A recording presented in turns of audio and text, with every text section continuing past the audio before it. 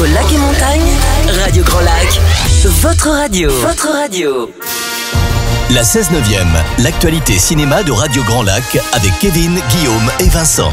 Et bonsoir à toutes et à tous et bienvenue dans la 16/9e, votre émission sur l'actualité cinématographique, toujours sur Radio Grand Lac, 92.fm, le DAB+, radiograndlac.com et les applications smartphone Radio Grand Lac. Je suis en compagnie de Guillaume ce soir. Vincent est absent cette semaine encore, mais reviendra normalement la semaine prochaine. Et nous avons deux invités cette semaine. Donc Marie-Françoise Philippe, vice-présidente de l'association qui organise le Festival du cinéma de la réalité de la Biole. C'est ça, oui. Voilà. Et Sylvie Ries, donc trésorière de la même association. Bonsoir mesdames. Bonsoir. Bonsoir. Merci à vous d'être venus donc pour nous parler de ce beau festival qui est donc c'est la 41e édition. On a déjà pu parler l'année dernière de la 40e, l'édition anniversaire, et donc là on va pouvoir parler de la nouvelle édition qui s'annonce assez riche en documentaires, en événements et en soirées spéciales. On en parlera du coup en fin d'émission, donc dans un focus consacré à ce festival. Et bien évidemment, en première partie, on va parler des sorties de la semaine, une sortie particulièrement française cette semaine. Oui, tout à fait, mais c'est une fois de plus, c'est l'embouteillage. Oui, je ne comprends pas les distributeurs français qui... C'est les vacances. Oui, c'est pour ça. Je trouve qu'ils balancent un peu trop les cartouches en 15 jours, c'est à leur risque et péril. Mais bref. Écoute. Et en deuxième partie d'émission, avant d'avoir notre focus, nous parlerons de nos avis sur les films sortis la semaine dernière, que sont donc Chien 51, Black Phone 2 et 2 pianos. Avec Guillaume. Oui, tout à fait. Oui, je vous raconterai 2-3 anecdotes de tournage, si... Parfait. Ça peut vous plaire. J'ai tourné avec Arnaud Desplechin. Oui. Pour. Avec Nadia Tereskevitz, mais pour Arnaud Desplechin. Bien. Eh bien, sans plus tarder, nous allons commencer par les sorties de la semaine, mon cher Guillaume. Eh bien, nous avons Kaamelott, deuxième volet, partie 1, je précise. Donc, il sera disponible aux Toiles du Lac et au Pâté, de et avec Alexandre Astier, mais aussi Guillaume Gallienne, Virginie Ledoyen et Alain Chabat et tant d'autres. Les dieux sont en colère contre Arthur. Après la destruction de Kaamelott, son refus obstiné de tuer Lancelot précipite le royaume de l'ogre à sa perte.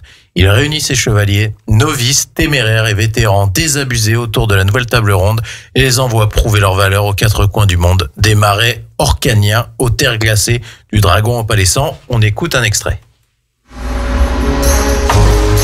Nous sommes convoqués à la nouvelle table ronde d'Arthur Pendragon. Si on me convoque à la nouvelle table ronde, j'y vais. En tant que vétéran, vous pouvez peut-être louper le début. C'est un message des dieux, c'est sûr. Je vous préviens, si on n'arrive pas au bateau à l'heure, on part pas aujourd'hui. Ah, mais 2 secondes peut-être. Voilà, donc Kaamelott. Oui, il y a des fans, mais j'avoue que je suis un peu méfiant sur ce deuxième opus, oui, tourné en grande partie. On a des aficionados autour de la table ou non, pas vraiment. Pas vraiment. Pas vraiment. Je vous rejoins. Pourtant, c'est production locale, Auvergne-Rhône-Alpes, tout ça. Oui, non, mais ça c'est très bien. Mais bon. Voilà. Autre sortie, autre grand film français, L'homme qui rétrécit, petit lapsus, qui sortira aux Toiles du Lac et au Pâté, de Yann Kounen avec Jean Dujardin, Marie-Josée Croze et Daphné Richard. L'homme qui rétrécit, donc nouvelle adaptation du roman culte de Richard Matheson, qui nous entraîne dans le sillage de Paul, un homme ordinaire qui partage sa vie entre son entreprise de construction navale, sa femme Élise et leur fille Mia. Lors d'une sortie en mer, Paul se retrouve confronté à un étrange phénomène météorologique inexpliqué. Dès lors, Paul rétrécit inexorablement sans que la science ne puisse lui expliquer pourquoi, ni lui être d'aucun secours. Quand, par accident, il se retrouve prisonnier dans sa propre cave, et alors qu'il ne mesure plus que quelques centimètres, il va devoir se battre pour survivre dans cet environnement banal devenu périlleux. On écoute un extrait.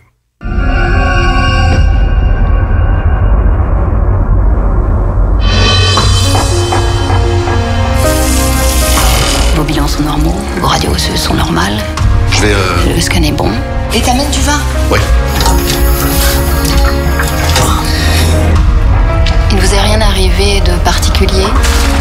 Un événement traumatique? Un choc émotionnel? L'araignée?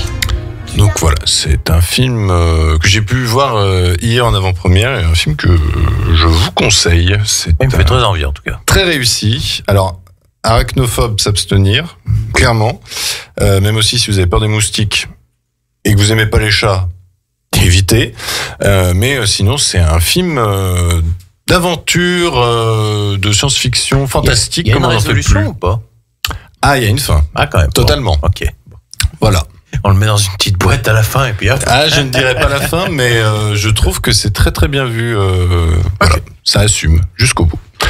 Autre sortie. Eh bien, autre grosse sortie, c'est Springsteen Deliver Me From Nowhere, donc il sera disponible aux Toiles du Lac, au Pâté et à l'Astrée, de Scott Cooper avec Jeremy Allen White, Jeremy Strong et Paul Walter Hauser. La genèse de l'album Nebraska au début des années 80, période au cours de laquelle le jeune musicien sur le point d'accéder à une notoriété mondiale lutte pour concilier les pressions du succès et les fantômes de son passé. Enregistré sur un magnétophone 4 pistes dans la chambre même de Bruce Springsteen, dans le New Jersey, Nebraska est un disque acoustique incontournable, aussi brut qu'habité, peuplé d'âmes perdues à la recherche d'une raison de croire. On écoute un extrait. Et le monde qu'il connaît. C'est comme si j'étais toujours en train de fuir quelque chose. Comme si mon passé revenait me hanter. Inutile de te dire qu'il faut casser la baraque avec le prochain disque. Bruce Springsteen est en pleine ascension et on voudrait surtout pas rater le coche. Voilà, donc un nouveau biopic. Nouveau biopic. Mince, c'était qui déjà le dernier? Bob Dylan. Bob Dylan. Okay. Je crois. Oui, on a c'est peut-être eu ça, un oui, entre-temps, mais Bob Dylan, c'est sûr. On nous ferons une émission spéciale, d'ailleurs, la semaine prochaine sur Bruce Springsteen avec notre ami Christian, qui est le spécialiste normalement musical. Jazz, mais qui est aussi un spécialiste musical que nous avions aussi reçu pour la spéciale Bob Dylan. Donc ce sera pour la semaine prochaine. Autre sortie. Chainsaw Man, le film L'Arc de Rézé. Ou Rez, je suppose, qui sera seulement disponible aux Toiles du Lac, réalisé par Tatsuya Yoshihara. Pour la première fois, Chainsaw Man fait son apparition sur grand écran dans une aventure épique et spectaculaire dans la continuité de la série animée à succès. Denji travaillait comme Devil Hunter au service des Yakuza dans l'espoir d'effacer la lourde dette laissée par ses parents jusqu'au jour où les Yakuza le trahissent et le fassent exécuter. Mais avant de perdre complètement connaissance, Denji conclut un pacte avec Pochita, son fidèle chien démon tronçonneuse, et celui-ci lui sauve la vie. Avec ce pacte, les deux personnages fusionnent et créent ainsi l'inarrêtable Chainsaw Man. Non, ce n'est pas un film sur la drogue, et on écoute un extrait. Je suis sûre. Je m'appelle Rézé.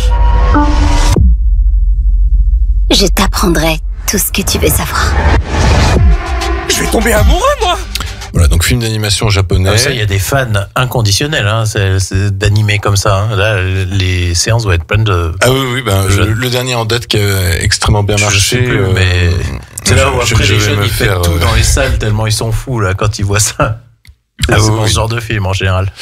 Il va y avoir du monde. Oui. Autre sortie. Donc la petite dernière qui sera disponible au Victoria et à l'Astrée de Afzia Herzi avec Nadia Meliti, Jimin Park et Amina Ben Mohamed. Fatima, 17 ans, est la petite dernière. Elle vit en banlieue avec ses sœurs dans une famille joyeuse et aimante. Bonne élève, elle intègre une fac de philosophie à Paris et découvre un tout nouveau monde. Alors que débute sa vie de jeune femme, elle s'émancipe de sa famille et ses traditions. Fatima se met alors à questionner son identité. Comment concilier sa foi avec ses désirs naissants? On écoute un extrait. Qui va vouloir l'épouser? Elle a zéro féminité, regarde. Comme ça. Lui alors? Don't feel like me now. Going way down south.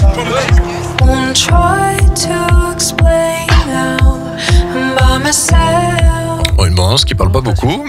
Ça m'a l'air des plus classiques. Le synopsis. Alors moi, ça me donne bien envie. Surtout que l'actrice principale a reçu la palme de la meilleure actrice au Festival de Cannes, donc ça m'intrigue d'autant plus. Ok, mais on reconnaît quand même que le synopsis, j'ai l'impression d'avoir vu ça 15 fois. Oh, tu voudrais dire quoi, une sorte de la vie d'Adèle un peu? Non, une fille qui s'émancipe de son carcan familial et qui va devoir un peu concilier les deux. Oh, ça dépend comment c'est incarné. Oui, je peux comprendre comme ça. Oui. Après, c'est le synopsis qui est peut-être un peu faible, mais qu'après le film le surpasse, j'espère. Peut-être. Et comme je dis souvent, petit synopsis, mieux que grand synopsis. Oui. Autre film d'animation, Arco, qui sera disponible au Victoria à l'Astrée, de Hugo Bienvenu avec les voix de Swan Arlo, Alma Jodorowsky et Margot Ringard. Ça se passe en 2075, une petite fille de 10 ans, Iris, voit un mystérieux garçon vêtu d'une combinaison arc-en-ciel tomber du ciel. C'est Arco. Il vient d'un futur lointain et idyllique où voyager dans le temps est possible. Iris le recueille et va l'aider par tous les moyens à rentrer chez lui. On écoute un extrait.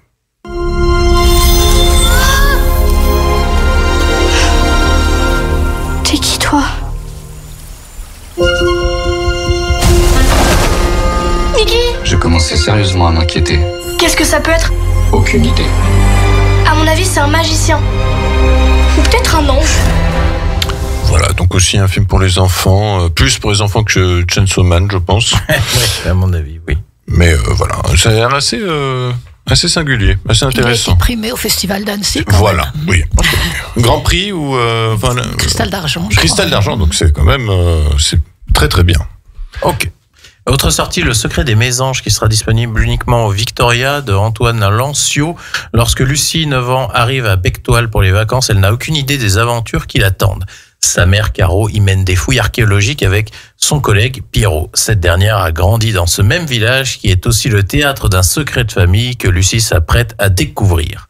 Guidée par un couple de mésanges et avec l'aide de son nouvel ami Yann, Lucie est bien décidée à se plonger dans son histoire familiale. Des sous-sols d'un château en ruine à une vieille caravane oubliée à Loré-du-Bois, cette aventure les mènera de surprises insolites, de surprises insolites en fabuleuses découvertes. On écoute un extrait. Zerbinette! Alors, si tu ponds encore un œuf dans la cabine, je ferme le tracteur à clé et c'est fini. Alors, comment tu le trouves, notre château? Bah, il reste plus grand chose. T'as vu les mésanges? Alors, comme dirait Guillaume, c'est pour les bouts de chou. C'est pour les bouts de chou. Voilà, là, c'est pour les petits. Mais aussi présenté au Festival d'Annecy, comme j'ai pu le voir. C'est pas pour les tout petits quand même. Ah bon? C'est à partir de 7-8 ans quand même. Ah, d'accord. Alors, monsieur Kevin. Ah bah, je sais pas, le dessin fait très très très enfantin, mais du coup, vous l'avez vu? Je l'ai pas vu, mais j'ai vu qu'il était à partir de 6 ans. D'accord, donc... C'est pas pour les petits de 3 ans. D'accord. Donc, voilà, 6 ans, donc c'est pour les grands bouts de chou. Voilà. Le prochain film ne sera pas pour les petits. Non, ça c'est sûr. La disparition de Joseph Mengele, qui sera disponible au Victoria et au Forum. On rappelle que le Forum a réouvert ses portes dernièrement. C'est le nouveau film de Kirill Serebrennikov avec Auguste Dill, Friederike Becht et Dana Erfurt. Au lendemain de la Seconde Guerre mondiale, Joseph Mengele, le médecin nazi du camp d'Auschwitz, parvient à s'enfuir en Amérique du Sud pour refaire sa vie dans la clandestinité. De Buenos Aires au Paraguay, en passant par le Brésil, celui qu'on a baptisé l'Ange de la Mort va organiser sa méthodique disparition pour échapper à toute forme de procès. Pas de bande-annonce puisqu'il n'y a pas de version française du film. Et du côté de nos amis de chez Cinéphilex, c'est un documentaire, La Casa, donc qui sera disponible au Victoria, réalisé par Caroline Benaroche. Il s'appelle Lobaye, Mathis, Chloé, Legrain, Émilie. Ils ont entre 18 et 25 ans, sont issus de milieux défavorisés en rupture avec le système, mais ils ont un point commun, une créativité débordante et des rêves immenses. En rentrée 2023, ils intègrent La Casa, une école de mode alternative et gratuite qui propulse les créateurs de demain sur le devant de la scène. Pendant 1 an, ils vont apprendre, expérimenter, échouer, recommencer. Ils n'ont qu'un seul objectif, se réinventer. Leur métamorphose commence maintenant. Voilà, donc un nouveau documentaire présenté par nos amis de chez Cinéphilex cette semaine à partir de demain. On va marquer une première pause musicale et vu que Kaamelott sort demain, je me suis dit qu'on allait s'écouter une petite chanson d'un autre film qui parle du roi Arthur et c'est Sam Lee, The Devil and the Huntsman qui nous vient du film Le roi Arthur, la légende d'Excalibur. J'aime pas du tout. De Guy Ritchie. Et ben moi j'aime bien. On écoute ça tout de suite et on revient tout de suite après pour parler de nos avis dès la semaine dernière. La 16/9e, l'actualité cinéma de Radio Grand Lac avec Kevin, Guillaume et Vincent. Et bonsoir à toutes et à tous, vous êtes toujours dans la 16/9e, votre émission sur l'actualité cinématographique, toujours sur Radio Grand Lac 92.fm, le DAB+, radiograndlac.com et les applications smartphone Radio Grand Lac. J'ai rien oublié. Oui, non, tu as rien oublié, je suis toujours là aussi. Tu es toujours là et nous sommes toujours en compagnie de Marie-Françoise et Sylvie qui représentent donc l'association qui organise le Festival du cinéma et de la ruralité de la Biole, la 41e édition qui aura lieu donc du 11 au 16 novembre avec 2 soirées spéciales en préambule ce samedi 25 octobre et mardi 4 novembre. On va pouvoir en parler un peu plus long lors de la dernière partie d'émission. Lors de la dernière partie d'émission, mais avant cela, mon cher Guillaume, nous en parler de nos avis sur les films sortis la semaine dernière et même quels sont les films encore disponibles en salle que nous avions déjà préalablement conseillés. Eh bien, le film Sirat, qui est toujours et a raison. Oui. Le film Marche ou crève. Oui. Le film Un simple accident. Palme d'or. Oui. Et une bonne petite palme. Nouvelle vague. Et une nouvelle vague que j'ai trouvé une bonne petite comédie. Vous l'avez peut-être vu ? Non, pas encore. Je vous le conseille. On avait toujours, toi tu conseillais fortement Une bataille après l'autre aussi, oui, donc notre ami Vincent déconseillait fortement, donc on avait un petit désaccord. On avait trouvé un équilibre, pourquoi pas, mais avis réservé. Et puis il y a toujours Conjuring, l'heure du jugement, qui continue encore, et que ça on déconseillait un petit peu. Par contre, on vous déconseille fortement Tronares. Voilà. C'est pas du très bon blockbuster. Et du côté, par contre, des sorties la semaine dernière, pareil, 2 grosses sorties françaises, Chien 51, 2 pianos et le film d'horreur Black Phone 2. On finira par 2 pianos. On finira par 2 pianos. On commence par le plus petit, tiens, Black Phone 2. Eh ben Black Phone 2, donc la suite donc du précédent film, comme son nom l'indique, qui était sorti, il me semble, en 2022. Oui. C'est toujours réalisé par Scott Derrickson, c'est toujours avec Ethan Hawke, et c'est toujours cette histoire, je vous rappelle le concept du premier film, c'est-à-dire que c'était un kidnappeur d'enfants qui du coup les enfermait dans une cave, et donc on suit un enfant personnage principal qui est donc enfermé dans la cave avec un téléphone noir, et quand il décroche le téléphone noir, il arrive à parler aux précédentes victimes qui sont décédées. Oui, il y a un bon concept, hein. Voilà, c'est un concept fantastique et tout. Alors là, du coup, sans trop dévoiler la fin du premier film, mais le film n'appelait pas de suite, et il trouve une pirouette, on va dire, puisque cette fois-ci, le personnage principal a un petit peu grandi, et c'est sa sœur qui a des rêves, enfin plutôt des cauchemars, où elle imagine sa mère, désormais disparue, dans un camp de vacances au Colorado sous la neige, et avec des enfants morts, disparus sous la glace, et elle voit encore ce kidnappeur du premier film qui était interprété par Ethan Hawke.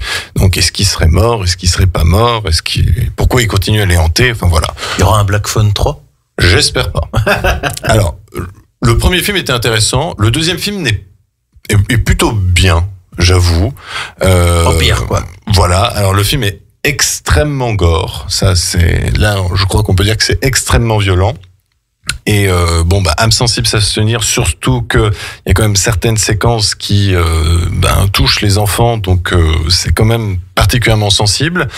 Mais le film réussit à faire peur à certains instants, surtout dans ses visions cauchemardesques, puisque ces visions-là sont filmées à la pellicule, la vieille pellicule, et du coup, c'est vrai qu'on retrouve du grain à l'image, et ça apporte une ambiance un peu plus glauque, un peu plus pesante que si c'était très propre au numérique. Il change de ratio d'image ou pas ? Pas du tout. Donc ça veut dire que ça se trouve, c'est même pas tourné à la pellicule, c'est juste un filtre. C'est peut-être juste un filtre, mais en tout cas, le filtre est très bien fait. Bon. Et au moins, je trouve que ces visions de cauchemardesques permettent d'oublier ces séquences de jour qui sont des longs tunnels de dialogue pas vraiment utiles.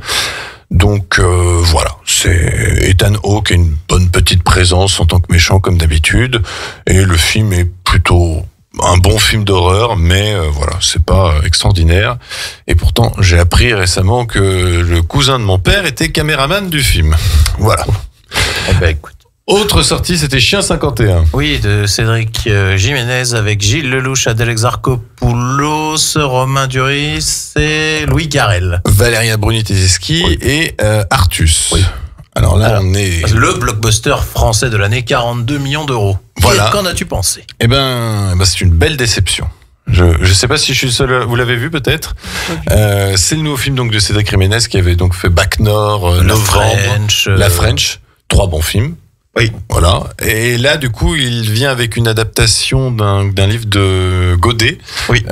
qui est donc un futur dystopique qui se passe en 2033, si je me souviens bien. Je crois qu'ils n'ont pas tout à fait les mêmes dates entre le bouquin. Il n'y a pas de date en fait sur le film, donc je crois que c'est pas tout à fait la même chose, je crois. Disons que c'est un futur proche où Paris est coupé en 3 zones. La zone 3 étant la zone très précaire, la zone 2 étant la classe moyenne et la zone 1 étant l'élite. Et chaque zone est fermée par des checkpoints qui permettent d'empêcher les gens qui souhaiteraient passer de zone en zone sans une autorisation particulière. Et lorsque le créateur de l'intelligence artificielle qui permet donc d'indiquer aux policiers lorsqu'il y a un crime et les scénarios possibles qui découleraient de ces crimes. Et bien, lorsque ce créateur est décédé, a été assassiné, et bien, il y a une grande enquête entre une policière de la zone 2 et un policier de la zone 3. Ils vont faire équipe. Vont-ils s'entendre? Voilà. C'est un film, j'ai trouvé décevant. Mais divertissant. En fait, le film réussit à nous tenir par ce mystère de savoir qui c'est qui a tué ce créateur. Et la révélation est tellement décevante. J'ai l'impression que c'est la même résolution qu'on a sur tous les films qui parlent de ce même sujet. Et c'est vraiment un acte manqué, je trouve. Surtout, ils ont tiré justement la révélation jusqu'au bout parce qu'ils savaient qu'elle était un peu faible.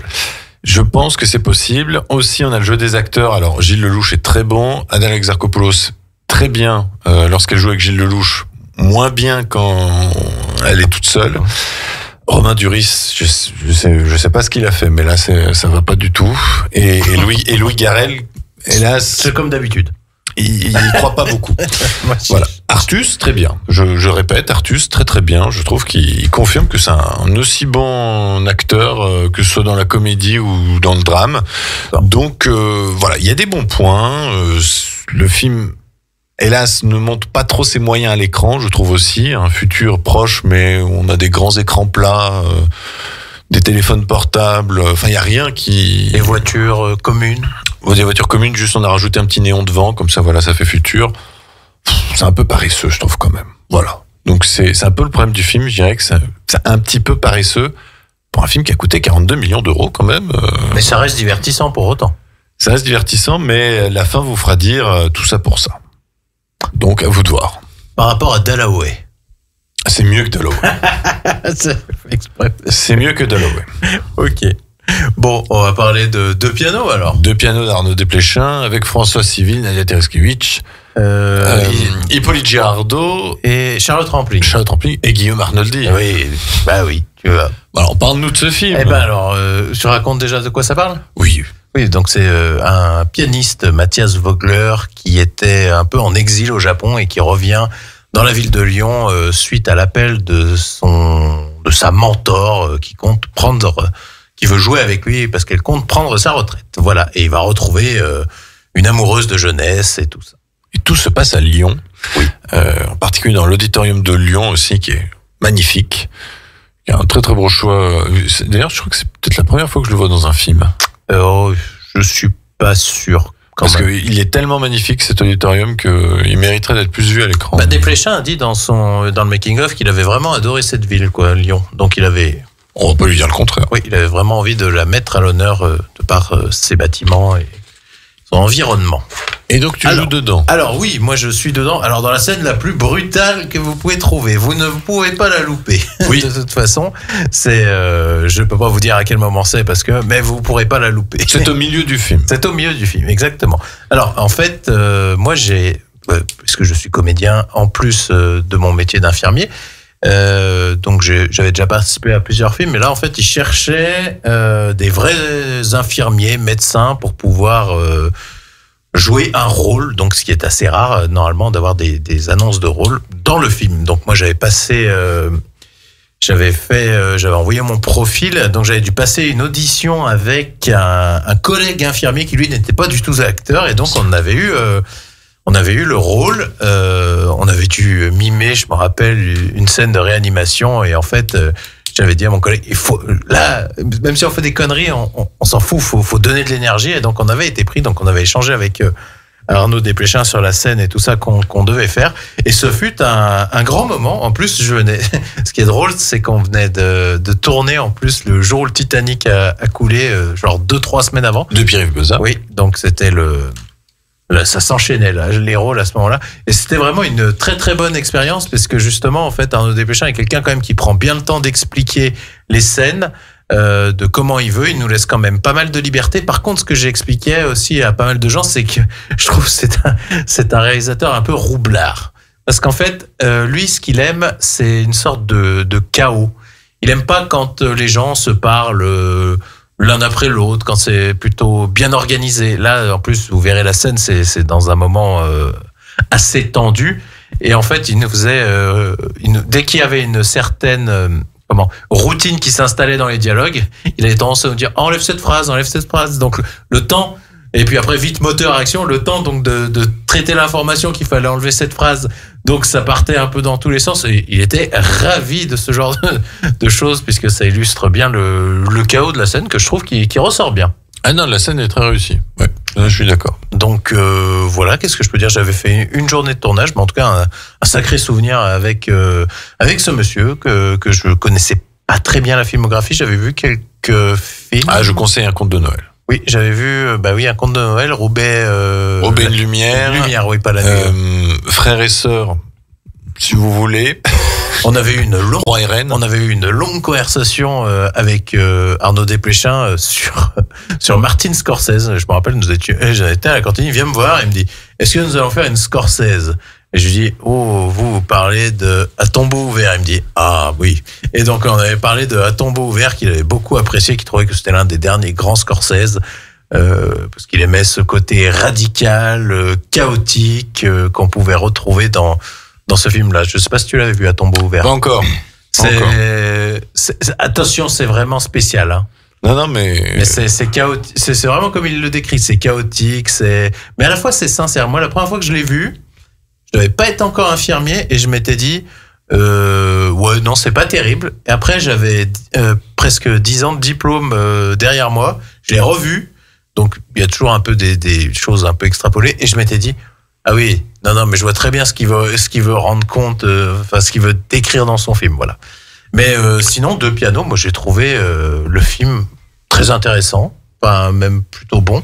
Bien. L'histoire est passionnante. C'est sans nul doute le meilleur rôle de François Civil. Depuis Le Chant du Loup. Depuis Le Chant du Loup, ma femme te dirait que Mon Inconnu est peut-être son meilleur rôle, mais... Ah, j'aime bien Mon Inconnu aussi, oui, c'est vrai. C'est vrai que c'était réussi. C'est plus au niveau de la mise en scène que parfois j'ai à redire, je pense. Sur le montage, moi je tique un peu. Oui, c'est vrai. Mais après, ça fait partie du choix de mise en scène qui est... En fait, le film est tourné intégralement caméra-épaule. Et c'est un peu déstabilisant par moment. On a l'impression que les dialogues sautent un peu. Oui, parce qu'en fait, on a des recadrages dans l'axe où, pour raccorder des fois 2 répliques, et ça fait un jump cut qui parfois, je trouve, est un peu gênant. Et Desplechin, en fait, est à côté des personnages sans vraiment les juger, voilà. Donc il est assez... Il juge personne. Oui, c'est vrai. Il est assez pudique, même dans certaines scènes. Là où en fait on aimerait, il y a un moment, vous verrez, il y a un dialogue entre Cécile et Nadia Tereskevich où il y a une montée en tension. On se dit bon là ça va exploser et coupé. Coupé, ils sont sur le canapé en train de fumer. Voilà. Ce qui est au final. Ça donne l'impression que bon, le DVD a sauté, on a sauté un chapitre, qu'est-ce qui se passe ? Mais non, c'est. C'est un parti pris, mais c'est assez dommage quand même pour moi, je trouve. Surtout qu'il y a certains spectateurs dans la salle, puisqu'on l'a vu en avant-première à Lyon avec François Civil et Nadia Tereskevich, il y a certains spectateurs qui ont dit les personnages sont parfois très insupportables, mais la mise en scène veut vraiment les montrer de manière, on va dire, sans chichi possible, donc on cache pas les pires moments de chacun des personnages. Voilà. On les aime, on les déteste, voilà, c'est ça. Moi, franchement, Nadia Tereskevich, du moment que je me suis dit, mince, on dirait Brigitte Bardot dans le mépris. Et là, j'arrivais plus à m'en détacher. Je me suis dit, oh là là, parce qu'en plus, je vous fais une confidence, j'ai horreur de ce film, Le Mépris, mais à un point, je le méprise même, je vais dire, mais parce qu'il me sort par les yeux, et par moments, là, quand la phrase, quand Tereskevich dit, et j'ai pas les fesses, j'ai pas les seins, je me suis dit, oh non, pas ça. Oui, c'est vrai que ça faisait un peu, ouais. Bref. Mais bon. Mais sinon, là, le Deux pianos, moi, je le conseille fortement. Allez le voir. Un bon film. Eh ben, écoutez, on va marquer une deuxième pause musicale avant notre focus consacré au Festival du cinéma et de la réalité de la Biole, qui sera du 11 au 16 novembre, avec 2 soirées spéciales le 25 octobre et le mardi 4 novembre. Et vu qu'on vient de parler très rapidement de Chien 51, on va s'écouter, c'est une très courte chanson, Portals, qui reprend Somebody's Watching Me. On s'écoute ça, on revient tout de suite après. Radio Grand Lac, votre radio. La 16/9e, l'actualité cinéma de Radio Grand Lac avec Kevin, Guillaume et Vincent. Et rebonsoir à toutes et à tous. Vous êtes bien dans la 16/9e, votre émission sur l'actualité cinématographique, toujours sur Radio Grand Lac, 92.fm, le DAB+, radiograndlac.com et les applications smartphone Radio Grand Lac. C'est la fin de l'émission et du coup nous consacrons notre focus cette semaine à la 41e édition du Festival du cinéma et de la réalité de la Biole. Et pour parler de ce festival, nous avons deux invités, Marie-Françoise Philippe, vice-présidente de l'association, et Sylvie Riès, trésorière de l'association donc qui organise ce magnifique festival qui en est à sa 41e édition. Rebonsoir mesdames. Bonsoir. Bonsoir. Alors, pour commencer à parler de cette 41e édition, j'avais envie de revenir un petit peu sur l'édition de l'année dernière, l'édition anniversaire, la 40e édition. Quel était le bilan de cette édition anniversaire, puisqu'on avait parlé l'année dernière quand même que votre festival était quand même un festival très important et qu'il faisait venir beaucoup de monde. Voilà, la fréquentation, elle a été très bonne l'année passée. Et il y avait beaucoup d'événements un peu exceptionnels. Les gens étaient présents. Oui. C'était la version XXL, quoi, pour la 40e, c'est ça? Ça s'impose. Exactement, oui. Est-ce qu'il y avait eu un gros gâteau ou pas? Il y a eu un gros gâteau. Bon. Très bon d'ailleurs. Et alors là, donc, pour cette 41e édition, donc, qui aura lieu donc, du 11 au 16 novembre, avant cela, il y a deux soirées spéciales. Donc, une ce samedi 25 octobre. Alors, si vous pouvez nous en parler un petit peu. Nous avons reçu tellement de documentaires et de films intéressants qu'on n'arrivait pas à tous les caser pendant le festival du 11 au 16 novembre. Donc, on a organisé une soirée en amont, d'abord le 4 novembre, et puis en plus, une seconde soirée, encore plus en amont, le 25 octobre, en partenariat avec une association culturelle de jeunes de Chénaz-les-Frasses, qui nous avait aidés l'année passée pour au niveau technique, au niveau quand il y avait eu la représentation théâtrale, et puis Marie-Hélène Lafont, et qui avait envie de travailler avec nous, et on en est ravis parce que on est une équipe quand même avec pas mal de cheveux blancs et des jeunes qui veulent travailler avec nous. On était partants. Donc on leur a proposé un film, Le Denis, de Daniel Coche. C'est le portrait d'un homme qui habite dans un petit village, qui est un peu marginal, un peu anard, qui crée plein de choses de ses mains. Il sculpte, il grave, il peint, il dessine. Il a un magnifique jardin et puis il philosophe beaucoup. Donc c'est son portrait pendant 45 minutes. Donc ça dépendra du temps, sous chapiteau à Chénaz-les-Frasses, ou alors on se repliera s'il fait mauvais temps. Parce que c'est à l'occasion d'une manifestation de T'inquiète la guinguette, qui s'appelle le Dimanche au four. Il y en a trois fois par an. Ils remettent en route le four du village. Et c'est le dimanche. Et là, ça sera le presque dimanche au four avec une projection. D'accord. Et avant, donc, il y aura un moment festif. Soupe, vin chaud, matafan. Ah, formidable. Quoi faire, ouais. Bonne ambiance garantie. Ah, ouais. À Chénaz-les-Frasses. Et du coup, la deuxième soirée spéciale, mardi 4 novembre. Alors là, c'est une double projection avec un grand classique de la science-fiction américaine, Soleil vert de Richard Fleischer, qui est donc suivi par un documentaire de 2022 qui va vraiment se concentrer sur les conséquences de ce film. Comment s'est fait le choix de Soleil vert? C'est par le biais du documentaire que vous connaissiez? C'est quand on a découvert le documentaire, Soleil vert, alerte rouge, quand Hollywood sonnait l'alerte, qu'on a eu envie de coupler les deux films, les deux projections.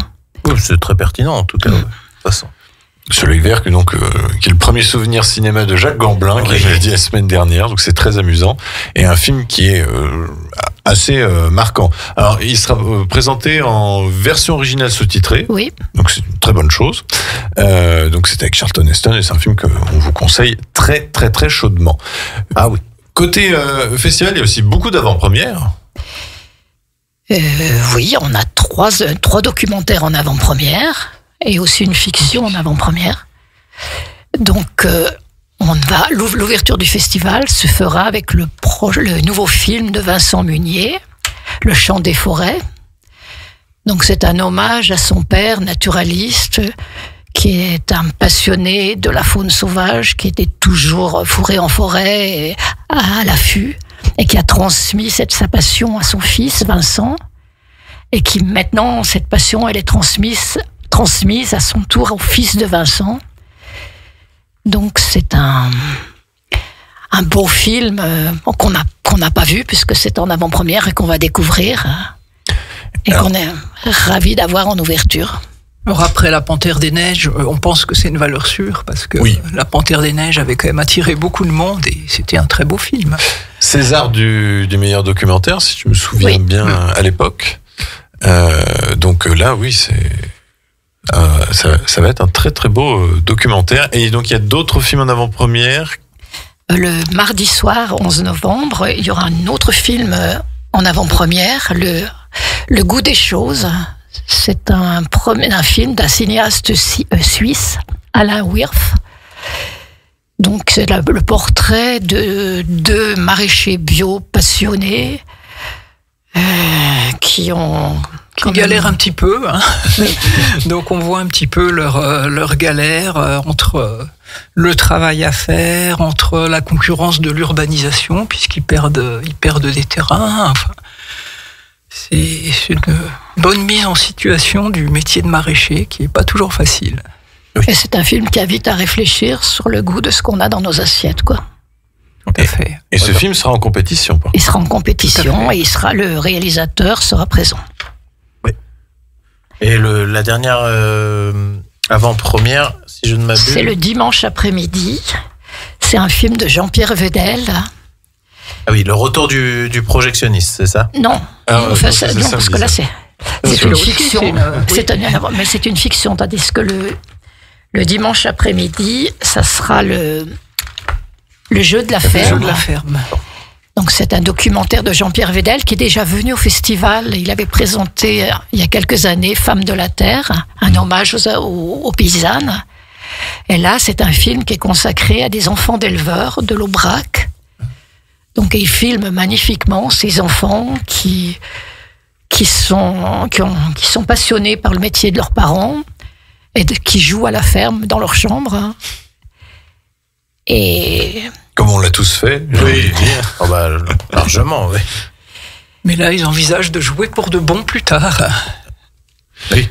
Et donc, ce sera aussi un film en compétition. C'est un film en compétition et le réalisateur Jean-Pierre Vedel viendra du Sud-Ouest pour accompagner son film.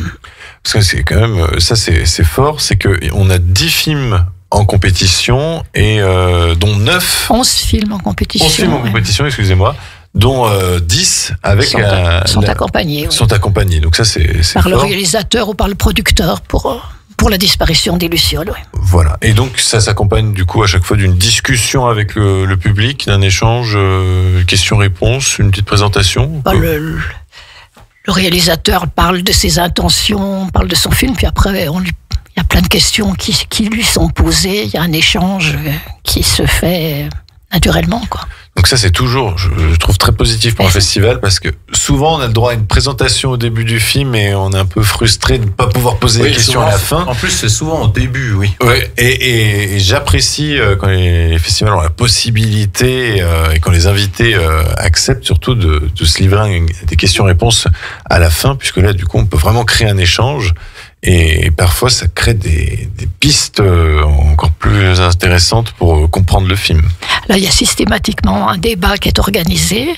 Et souvent, le débat il se prolonge parce qu'à l'issue de la projection, on propose un pot de clôture de la journée. Et les gens restent pour discuter avec le réalisateur, échangent.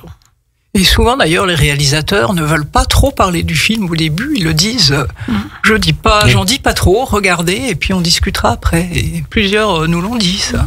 Ah ben c'est vrai que c'est mieux pour pas dévoiler. Exactement, oui. Ou même ne pas diriger les gens sur une certaine idée avant de voir le film, tout à fait. Ça, c'est d'accord, oui. Et il y a aussi, j'ai noté un atelier particulier cette année. Un atelier de réalité virtuelle. L'an dernier, on avait déjà cet espace de réalité virtuelle. Oui. Donc, ça a bien fonctionné l'an dernier, donc on reconduit cette année. Donc il y aura 2 petits films qui sont présentés. C'est en accès libre. C'est sympa en tout cas. Et puis il y a même aussi, j'ai vu des programmations pour les enfants aussi.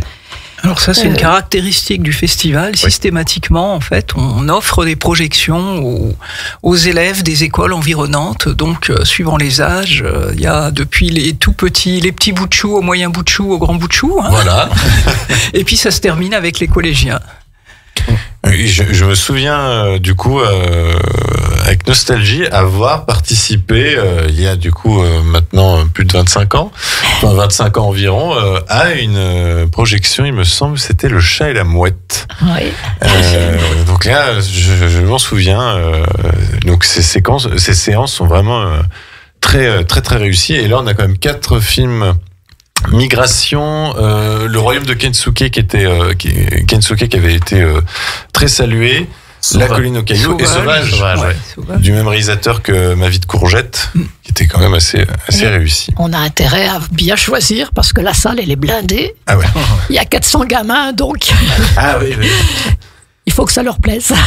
Et pourtant la salle dans mes souvenirs est très grande. Elle est très grande, oui. Mais c'est vrai que 400 ça se remplit vite du coup. Tant mieux. Une bonne chose. Au niveau des tarifs, comment ça se passe, si vous voulez nous en dire un peu plus? Alors en fait, les tarifs sont ceux pratiqués par Cinébus, le cinéma itinérant, hein, qui est en fait le visa d'exploitant de cinéma et qui assure les projections. Donc le tarif normal, c'est 5,50 €. Il y a un tarif réduit pour, d'une part, les gens qui ont des cartes de fidélité au film que passe Cinébus, qui est de 4,50 €, et c'est aussi pour les chômeurs, pour les étudiants. Et puis, il y a les jeunes de moins de 25 ans qui payent 3,50 €. Donc c'est vraiment découvrir des bons films à petit prix. Et par ailleurs, pour le festival, donc comme des gens viennent à plusieurs séances, hein, on a des formules d'abonnement. Alors soit un pass 5 séances où la séance revient à 5 €. Hein. Et puis on a un abonnement festival avec 40 €. On voit tous les films qu'on veut. Donc là, la vingtaine de films. C'est très intéressant. Et on propose une restauration entre les 2 films pour que les gens puissent s'enchaîner. Donc le mardi soir, le vendredi soir, le samedi midi et le samedi soir et le dimanche midi. Oui, parce que du coup les séances sont, on a des séances le matin, début d'après-midi, ensuite fin d'après-midi et soirée. Donc c'est vraiment pour enchaîner entre la fin d'après-midi et la soirée tranquillement. Voilà, le matin c'est les séances scolaires, sauf le mardi 11 novembre qui est férié, et puis le samedi. Donc en semaine c'est plutôt en soirée, et les jours fériés toute la journée. Ouais. Et on peut en avoir pour toute la journée, là. Il y a des fois, oui. C'est sûr. Par exemple le dimanche 16, là, de 10h à 20h, je vois. Et même plus, parce que 20h, c'est juste le début du palmarès. Il me semblait aussi que l'année dernière, vous avez eu la possibilité de faire une forme de concert où c'était un ciné-concert. Un ciné-concert. Et donc là, vous renouvelez d'une certaine manière avec un concert de jazz cette fois-ci. On a de la chance parce qu'on accueille chaque année, il y a une exposition artistique.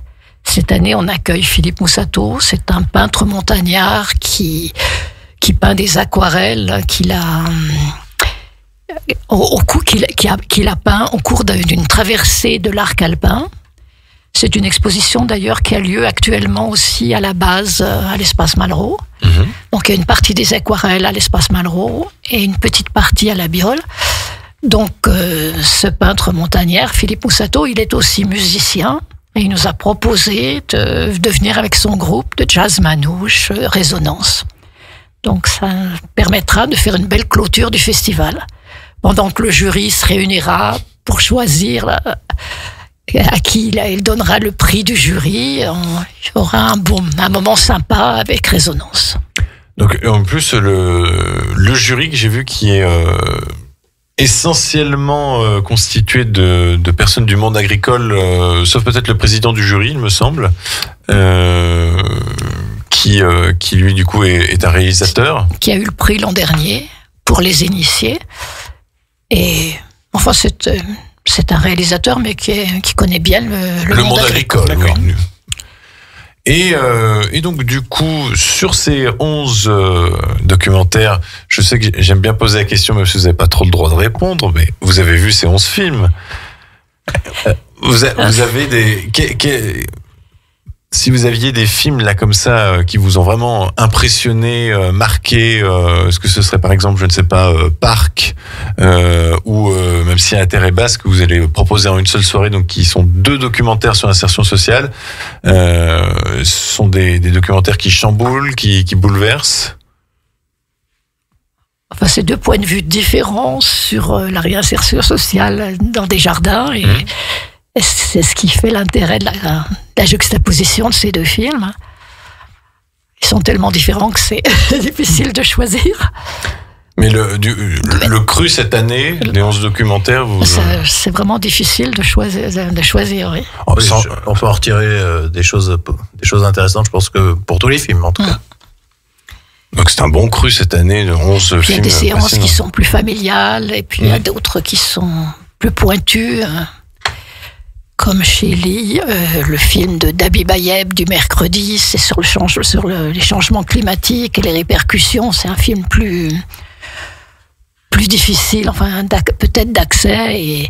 Et par contre, le film sur les enfants d'éleveurs, ça permettra une belle séance familiale, on l'espère. Donc on essaye le dimanche de faire des films d'accès pour des séances plus familiales. Plus familiales. Et le choix des films se fait de manière collégiale, ça se fait comment entre les membres de l'association? C'est juste un petit comité, c'est comment? Non, c'est toute l'association. En fait, on se réunit périodiquement pour visionner les films. On fait circuler les liens pour ceux qui ne peuvent pas. Et puis on en discute collectivement. En fait, on donne notre avis sur le film, sur son adaptation à la thématique du festival. Bon, c'est vrai que des fois on voit des très bons films, mais le lien avec la ruralité est un petit peu ténu. Que ce soit en fiction ou en documentaire, ou les deux? Les deux, a priori. Bon, c'est vrai qu'on passe plus de documentaires. En général, on est plus axé sur les documentaires, mais on veut un petit peu des deux. Il y a des années où ça s'est presque équilibré. Cette année, on a vraiment un cru de documentaires important. Et c'est vrai que chacun donne l'avis sur les films, on note tout ça, et puis on fait une grosse réunion de programmation où on décide qu'est-ce qu'on va mettre, et c'est pas facile de choisir. On en a vu déjà une 30aine. Oui. On en a à l'issue, on en a choisi 11 documentaires en compétition. Donc c'est déjà des films qui ont retenu notre attention et qu'on aime, quoi. J'imagine qu'il doit y avoir des sacrés débats des fois, non? Des fois, en fait, il y en a qui font quasiment l'unanimité, soit pour donc c'est facile. Mais il y en a d'autres où on est très très partagé. Et c'est intéressant aussi parce que ça montre qu'ils laissent pas indifférents ces films-là, quoi. Et est-ce que ceux qui sont partagés mais qui sont pas retenus en compétition, du coup, vous les privilégiez pour être les films hors compétition? Ou ce sont encore une autre catégorie d'autres films qu'on vous présente, les films hors compétition, comme je vois aussi Le Retour du Projectionniste, que c'est une belle avant-première samedi 15 novembre. Vous départagez comme ça, ou vous avez plusieurs listes particulières?